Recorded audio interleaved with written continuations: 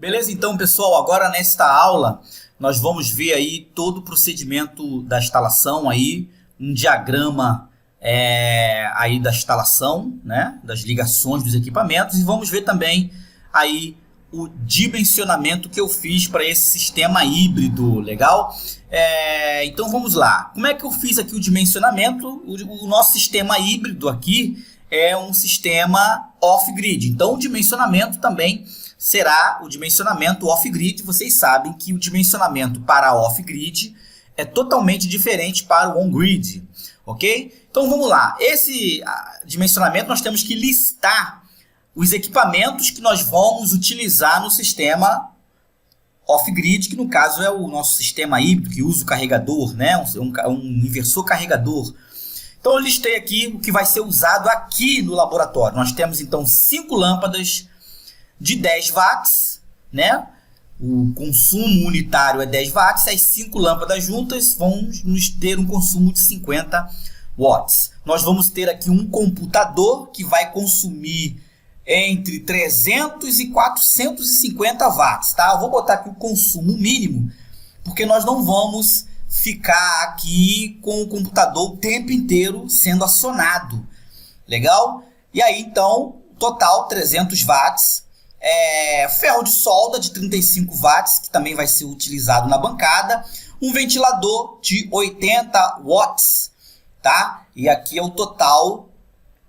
Nós vamos ficar, eu costumo ficar no laboratório numa média de 4 horas por dia, tá? É uma média, às vezes eu fico só 2, às vezes eu fico 6. E uma média é uma aproximação aí de 4 horas dia. Então é o tempo que eu vou usar o sistema aqui no laboratório, tá?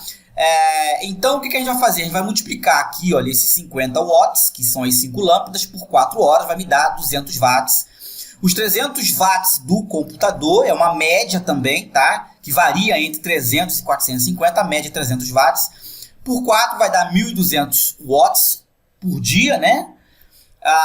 35 watts do ferro de solda, 140 watts dia, e aqui, olha, 80 watts vezes 4, 330, e nós temos aqui um total de consumo em watts pico dia de 1860. Então a nossa base de cálculo vai ser aqui nos 1860 watts. Beleza, gente? Existem outros equipamentos que eu vou usar esporadicamente, como por exemplo o meu osciloscópio. Eu não coloquei na lista porque eu uso esporadicamente, tá? Um ou outro equipamento como furadeira, mas isso não é, eu botei aqui exatamente o que eu provavelmente irei usar nos dias de trabalho, beleza, gente? Então vamos lá, vamos pegar então esses 1860 watts, que é o consumo diário, e vamos dividir ele pela irradiação aqui de Duque de Caxias, que é mais ou menos 5 horas. Eu arredondei, dá 4,8. Eu arredondei que a minha irradiação me dá aí mais ou menos 5 horas de irradiação. Se o meu painel ele é de 250 watts, eu vou gerar esses 250 watts durante todo o dia. Somando tudo, daria aí as 5 horas aqui na minha região. Então vamos pegar os 1860 watts, que é o consumo dia, dividir pelas 5 horas de radiação. Nós vamos ter então uma capacidade, aí uma necessidade de 372 watts hora para alcançar, né, durante as 5 horas do dia. Então por hora nós vamos ter que gerar uma potência pico nos painéis de 272 watts, ou seja, eu tenho que ter um grupo de painéis que me gerem isso aqui no pico de produção, tá? Será necessário um conjunto de painel de 372 no mínimo, tá? Porém, comercialmente, o que eu vou fazer? Eu vou colocar sempre um pouquinho a mais, eu nunca faço dimensionamento cravado, porque nós temos muitas perdas por questões de temperatura, ângulo, que às vezes o telhado não está no ângulo, desvio do azimuth, às vezes o telhado não está virado para o norte, você tem as perdas. Então o que eu vou fazer? Eu vou colocar 2 painéis comercialmente de 275. Então o sistema que iria precisar de um grupo de painéis de 372, nós vamos então fazer um sistema para 550 watts, seriam 2 painéis juntos de 275. Isso aqui nós vamos ter perdas por vários fatores, várias variáveis, e nós vamos com certeza cobrir esses dos 372, tá? Mas é assim que eu faço, tanto off-grid quanto on-grid, eu sempre coloco uma capacidade maior do que a necessidade, porque na prática nós temos as perdas. A potência do inversor, basta somar a potência dos equipamentos e colocar o inversor com capacidade maior. Então qual é a potência dos equipamentos? Essa aqui, olha. Essa aqui, tá? 50 watts das 5 lâmpadas, 300 watts do computador, 35 do ferro de solda, 80 do ventilador. Somando tudo isso, nós vamos ter aqui 465 watts. Podemos até arredondar para 500 watts, porque tudo bem que esses equipamentos eles não vão estar ligados junto. Raramente eles vão estar todos eles ligados ao mesmo tempo. Mas eu tenho que estar com o meu inversor com capacidade para suportar caso eu venha ligar todos esses equipamentos juntos.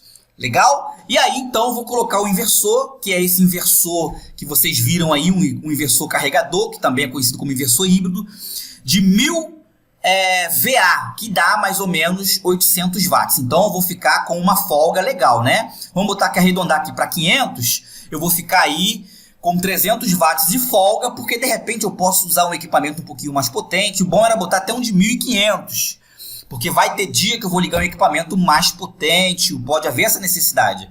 Mas para começar aqui tá ótimo o inversor. Ele vai trabalhar com folga. A capacidade das baterias será de acordo com a capacidade dos painéis. Aqui, olha, tá? Então a bateria tem que estar de acordo com o que o painel produz. Olha lá. Vamos lá, nós temos 550 watts de painéis, não é isso? Isso aqui, teoricamente, na prática, vamos ter perdas, mas vamos fazer o cálculo de acordo com a capacidade pico, porque em um dia ou outro ele pode alcançar essa potência, porque ele foi desenvolvido para essa potência. Nós vamos dividir a potência do painel pela tensão nominal da bateria. No caso, aqui no laboratório, 12 volts. Se você estiver fazendo aí o seu sistema em 24 volts, você vai dividir esse valor da potência dos painéis por 24. Então, 12, né? 550 watts dividido por 24 volts, eu tenho a amperagem que vai gerar esses dois painéis de 275, que é 45 watts, ou melhor, ampere.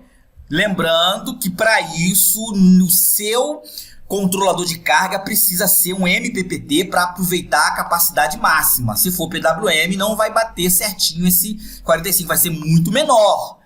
Tá? Mas se for um MPPT, que é o caso do nosso inversor ele tem um controlador interno, né, MPPT, então ele vai aproveitar o máximo desse inversor, desses painéis, tá?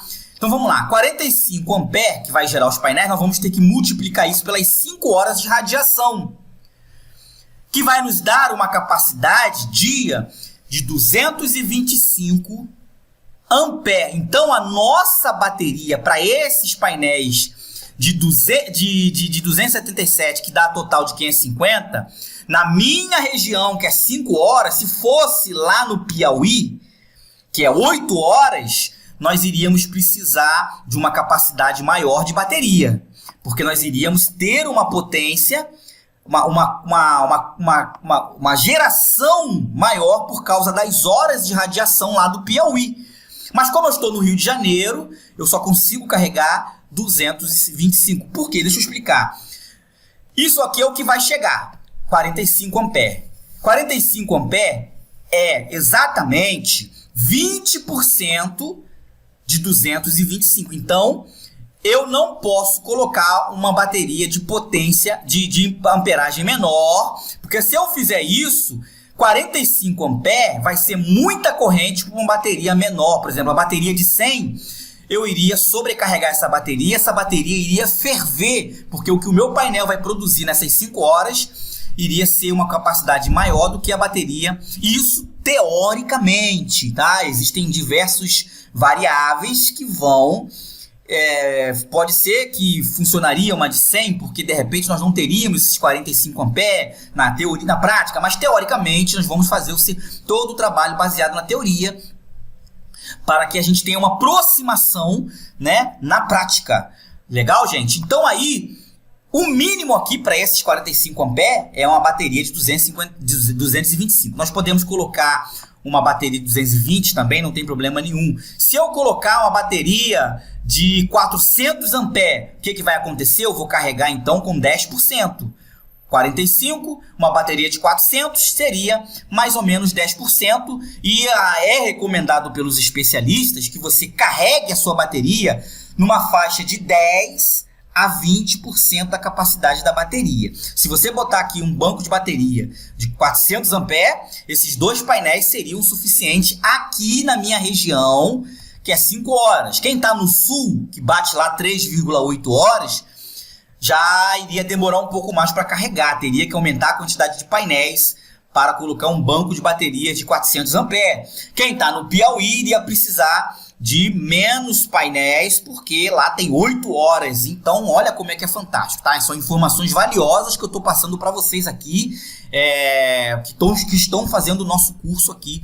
É muito interessante isso, beleza, gente? Então, tá feito o dimensionamento e agora nós vamos fazer aqui um passo a passo, tá? De como vai ser a instalação. Eu quero pedir perdão primeiro a todos os técnicos e engenheiros que acompanham o nosso curso. Nosso curso tem técnico, tem eletricista, tem engenheiro. Essa aqui não é o diagrama elétrico padrão técnico, tá? O diagrama seria um diagrama unifilar ou multifilar. Porém, aqui no nosso curso tem pessoas que não são eletricistas, engenheiro, pessoas que têm noção de elétrica, mas eles não têm o conhecimento técnico para fazer a leitura de um diagrama, unifilar ou multifilar. Então eu peguei o desenhozinho bonitinho dos componentes, aqui os 2 painéis ligados em paralelo, que vai vir positivo vermelho, negativo preto, entrar nos fusíveis, os 2 fusíveis, um para cada linha, positivo e negativo, que vai entrar no disjuntor, que vai trabalhar como chave seccionadora, e em paralelo o DPS, que vem para o aterramento, junto com a estrutura que suporta os painéis, também aterrado. Legal, isso aqui é a string box, tá aqui, ó, dentro desses tracinhos aqui, a string box da corrente contínua. Então sai da minha string box depois da chave seccionadora, que pode ser um disjuntor que deve ser dimensionado, tá? Aqui também os fusíveis devem ser dimensionados sempre para uma capacidade maior, um pouco acima da corrente. Vocês viram qual é a corrente lá, né? 45 amperes, então nós vamos botar aqui um de 50. Aqui também, um de 50, tá? Mesmo que ele tenha a função aqui, o disjuntor só de chave seccionadora. O DPS deve ser dimensionado também para a tensão que vai trabalhar aqui o painel. Legal? Então, saiu, entrou nos polos da entrada do painel aqui no inversor. O inversor tem tudo, tem controlador de carga aqui dentro. Aqui dentro tem um carregador. O carregador vai vir da rede elétrica. Aqui, olha, na string box da corrente alternada temos um disjuntor para a rede elétrica da residência, que vai vir o terra da residência, um neutro azul e um fase aqui preto, que vai entrar na entrada da corrente alternada. A corrente alternada tem entrada e aqui, olha, tem a saída que vem para o outro disjuntor, que vai alimentar aqui o sistema. A saída aqui, nós vamos ter que ter uma tomada de 3 pinos, fase, vamos dizer assim, porque o inversor não tem neutro, e o aterramento. Então aqui vai pegar uma tomada de 3 pinos, ou aqui eu vou distribuir para ligar os meus equipamentos que eu separei aqui. As 5 lâmpadas, o computador, ferro de solda. Então aqui eu vou colocar onde for tomada de 3 pinos, né? Aonde for tomada de 3 pinos, eu vou usar esses 3 pinos aqui. Fase e o aterramento do pino do meio para ligar todos os equipamentos. Lâmpada não precisa de aterramento, então vou pegar aqui as 2 fases, que é 110, e vou ligar cada uma das lâmpadas aqui. Já está funcionando tudo aqui, vocês vão ver aí na frente o passo a passo de como que eu fiz toda a instalação. E aqui, olha, eu vou ligar o meu banco de baterias de 200 amperes, pode ser uma da Moura, pode ser uma da LA, ou qualquer uma bateria estacionária aí que você tenha. E eu vou ter condição de suportar as 4 horas de trabalho aqui no meu laboratório. certo? E assim é uma ligação muito mais simples, não tem controlador de carga, não tem que colocar, aqui dentro já tem o intertravamento com chave contatora, o sistema de automação aqui. Quando nós não tivermos sol suficiente para carregar as baterias, ele vai pegar da rede elétrica aqui, que existe aí da fornecedora aí da companhia elétrica, para manter a bateria carregada. Eu posso aqui no inversor fazer com que esse sistema seja apenas um sistema de no break, e aí, ó, toda essa etapa da corrente contínua eu arranco tudo. Eu arranco o painel, eu arranco o DPS, não precisa de sistema fotovoltaico se eu for usar ele como apenas um no break. Ele vai ficar aqui, a hora que faltar aqui a rede elétrica da companhia, ele vai atuar só como no break, puxando da bateria, mantendo os meus equipamentos. Porém, eu quero que ele tenha, né, o sistema fotovoltaico, porque esse é o interessante, economizar da companhia elétrica. Então, todo momento que tiver sol, é o sol que vai manter a bateria carregada para poder alimentar os meus equipamentos na saída.